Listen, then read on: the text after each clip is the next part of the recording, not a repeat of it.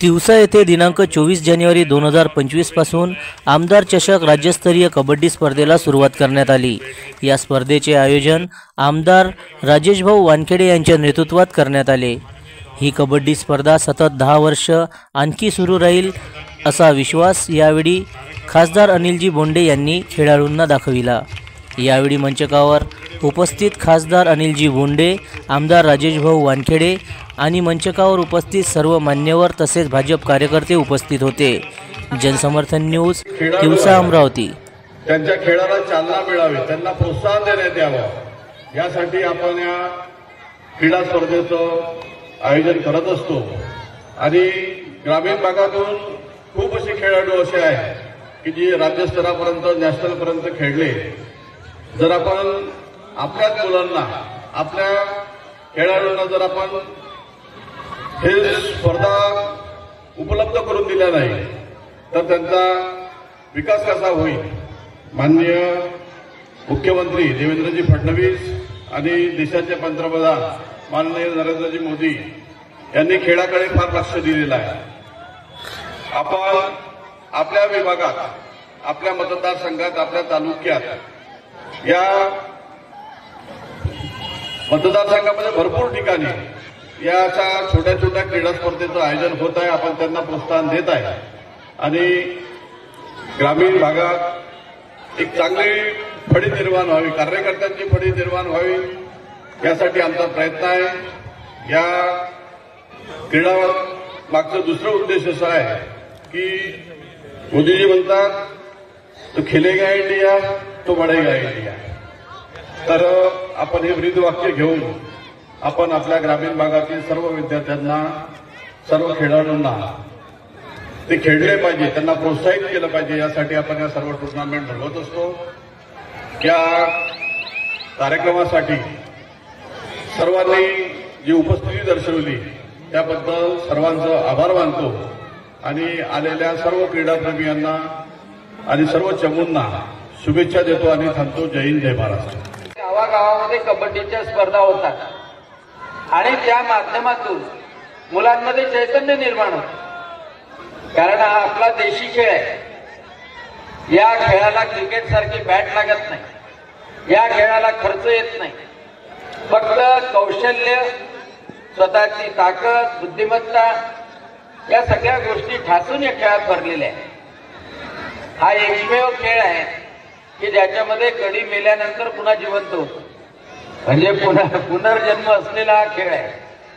आणि म्हणून या खेळाला अतिशय महत्व आहे। आता ऑलिम्पिक लेव्हलवर हा खेळ गेलेला आहे आणि भारताचे प्रधानमंत्री नरेंद्रजी मोदींनी तर सगळ्यात जास्त चालना आपल्या देशी खेळांना दिली।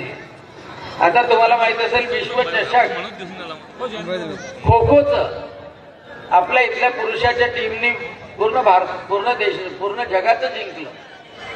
एवढंच नाही तर बुद्धिबळाला एवढी चालना दिली की 18 वर्षाचा डी गुकेश हा बुद्धिबळपटू झाला। आणि खेलो इंडियाच्या माध्यमातून नवीन पोरं, ग्रामीण भागामधले पोरं, आदिवासीचे पोरं, खेड्यात पाड्यात राहणारे पोरं, हे पोरं समोर येऊन राहिले आणि हे मुलं समोर येतात आहे, त्यांचं आयुष्य बनते आहे। आणि भारताला या आशिया स्पर्धेमध्ये, ऑलिम्पिकमध्ये जिथे पदाचा तुटवडा राहत होता तिथे आता भरभराट होऊन राहिली। आणि ही सगळी मोदीजीची कमाल याच्यामुळे आहे की मोदीजी म्हणतात की भारताला जर 2047 मध्ये 1 नंबरचा देश बनवायचा असेल तर नुसतं बुद्धिमान लोकांचा उपयोग नाही, शक्तिमानही असले पाहिजे। जसं खेळलं पाहिजे, व्यायाम केला पाहिजे, त्या माध्यमातूनही भारताने समोर गेलं पाहिजे आणि ते भारत मातेचं सौभाग्य आहे।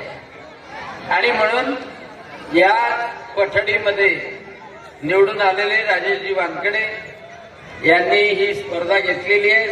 हे सगळं टीम स्पिरिट असतं, हे सगळेजण एकत्र मिळून करायचं काम असतं। आणि आता त्यांनी मला सांगितलं की महिलांच्या कुस्तीच्या स्पर्धा सुद्धा त्यांना घ्यायच्या।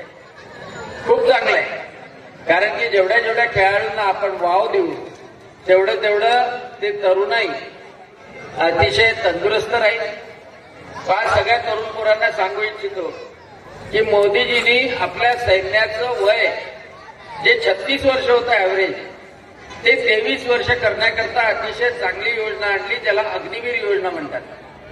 का 10वा वर्ग पास झालेला पोरगा जर तंदुरुस्त असेल तर तो 10वा वर्ग पास झालेला पोरगा अग्निवीर मध्ये जाऊ शकतो आणि 10व्या वर्गापासून 4 वर्ष मुलगी पण जाऊ शकते आणि 4 वर्षपर्यंत त्यामध्ये राहू शकते.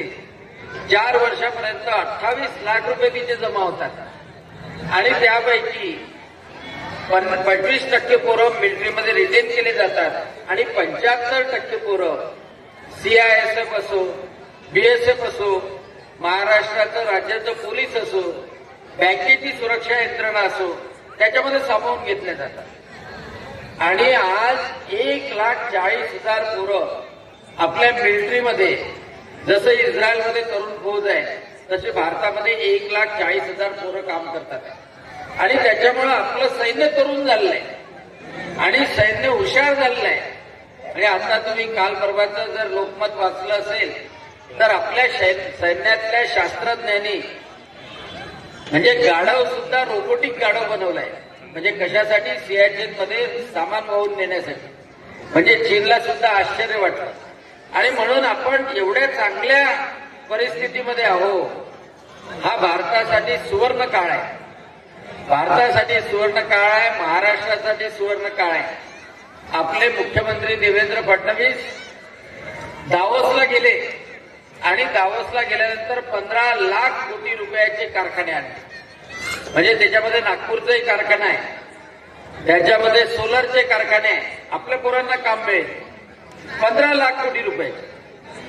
आणि म्हणून स्वामी विवेकानंद म्हणत होते का 2000 ते 2100 पर्यंतचा पूर्ण हा काळ हा भारताचा काळ राहणार आहे, भारताचा 1 नंबरचा राहणार आहे.